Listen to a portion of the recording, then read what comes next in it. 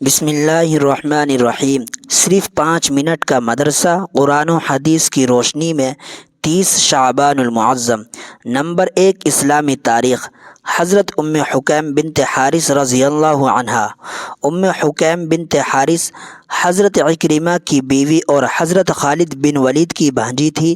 فتح مکہ کے وقت حضور صلی اللہ علیہ وسلم کے اعلیٰ اخلاق، بلند کردار اور رحم و کرم کو دیکھ کر انہوں نے اسلام قبول کر لیا، جبکہ ان کے شوہر حضرت عکرمہ موت کے خوف سے مکہ چھوڑ کر یمن چلے گئے تھے۔ ام حکیم نے ان کے لیے آپ صلی اللہ علیہ وسلم سے امان طلب کیا اور انہیں بلا کر لائیں۔ جب مکہ کے قریب پہنچے تو حضور صلی اللہ علیہ وسلم نے فرمایا، عکرمہ تمہارے پاس مومن و مہاجرین بن کر آئے ہیں۔ چنانچہ انہوں نے آپ کی خدمت میں آ کر ایمان قبول کر لیا۔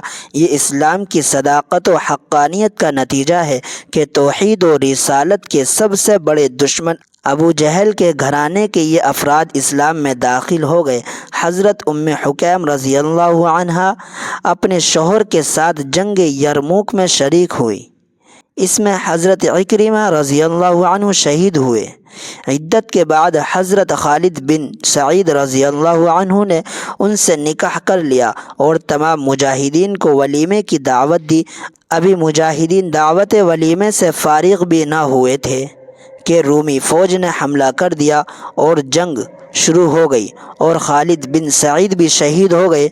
تو ام حکیم نے خیمے کی ایک لکڑی کو لے کر بڑی بہادری سے دشمن کی فوج پر حملہ کیا اور 7 رومیوں کو موت کے گھاٹ اتار دیا۔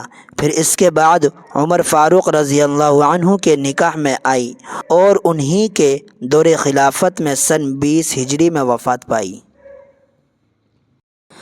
نمبر 2، حضور صلی اللہ علیہ وسلم کا معجزہ، مدینہ منورہ کی ہر چیز کا روشن ہو جانا۔ حضرت انس رضی اللہ عنہ فرماتے ہیں، جس دن رسول اللہ صلی اللہ علیہ وسلم ہجرت کر کے مدینہ منورہ تشریف لائے، اس دن آپ صلی اللہ علیہ وسلم کی آمد کی برکت سے مدینہ منورہ کی ہر چیز روشن ہو گئی، اور جس دن رسول اللہ صلی اللہ علیہ وسلم نے اس دنیا سے پردہ فرمایا، اس دن آپ صلی اللہ علیہ وسلم کے چلے جانے سے مدینہ منورہ کی ہر چیز پر اندھیرا چھا گیا۔ نمبر 3، ایک فرض کے بارے میں، سجدہ سہو کرنا۔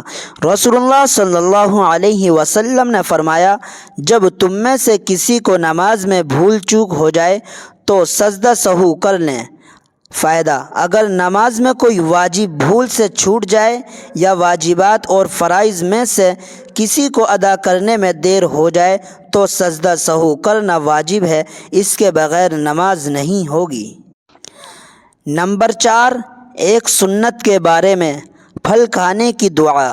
رسول اللہ صلی اللہ علیہ وسلم جب پھل کھاتے تو یہ دعا پڑھتے، اللہم بارک لنا فی ثمرنا وبارک لنا فی مدینتنا وبارک لنا فی ساعنا وبارک لنا فی مدنا۔ ترجمہ: اے اللہ، ہمارے پھلوں، ہمارے شہر اور ہمارے ساع اور مد یعنی تولنے اور ناپنے کے پیمانوں میں برکت عطا فرما۔ نمبر 5، ایک اہم عمل کی فضیلت، باوضو سونا۔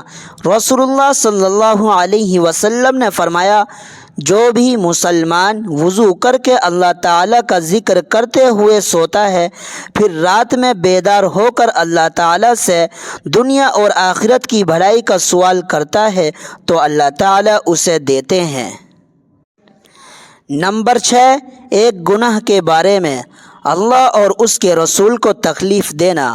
قرآن میں اللہ تعالیٰ فرماتا ہے، جو لوگ اللہ کو ناراض کرتے ہیں اور اس کے رسول کو تکلیف پہنچاتے ہیں تو ان پر اللہ تعالیٰ دنیا و آخرت میں لعنت کرتا ہے، اور اللہ نے ان کے لیے ذلیل و رسوا کرنے والا عذاب تیار کر رکھا ہے۔ نمبر 7، دنیا کے بارے میں، مال و اولاد کی محبت۔ قرآن میں اللہ تعالیٰ فرماتا ہے، مال و اولاد کی کثرت اور دنیا کے سامان پر فخر نے تم کو غافل کر دیا ہے، یہاں تک کہ تم قبرستان جا پہنچتے ہو۔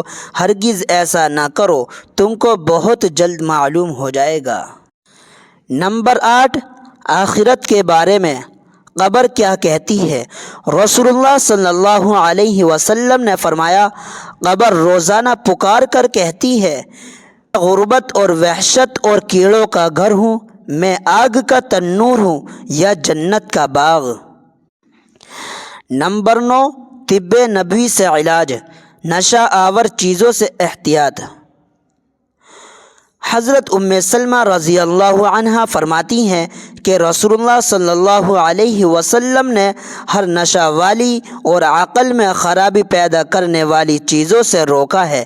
فائدہ، اطباء لکھتے ہیں کہ نشہ والی چیزوں کے نقصان دہ اثرات سب سے زیادہ دماغ پر ظاہر ہوتے ہیں، لہذا اس سے بچنے کی سخت ضرورت ہے۔ نمبر 10، نبی صلی اللہ علیہ وسلم کی نصیحت۔ رسول اللہ صلی اللہ علیہ وسلم نے فرمایا، اللہ تعالیٰ فرماتے ہیں، اے میرے بندو، میں نے اپنے اوپر اور تمہارے اوپر ظلم کو حرام کر دیا ہے، لہذا تم آپس میں ایک دوسرے پر ظلم نہ کرو۔ اے میرے بندو، تم میں کا ہر آدمی سیدھی راہ سے بھٹکا ہوا ہے، مگر میں جس کو ہدایت سے نواز دوں، لہذا تم مجھ سے ہدایت طلب کرو، میں تم کو ہدایت دوں گا۔ اے میرے بندو، میں کا ہر آدمی بھوکا ہے، مگر میں جس کو کھلاؤں، لہذا مجھ سے کھانا طلب کرتے رہو، میں دیتا رہوں گا۔ اے میرے بندو، تم میں کا ہر آدمی ننگا ہے، مگر جس کو میں کپڑے پہنا دوں، لہذا تم مجھ سے کپڑا طلب کرتے رہو، میں دیتا رہوں گا۔ اے میرے بندو، تم رات دن گناہ کرتے رہتے ہو اور گناہ معاف کرانے والا میں ہی ہوں، لہذا تم مجھ سے مغفرت طلب کرتے رہو، میں معاف کرتا رہوں گا۔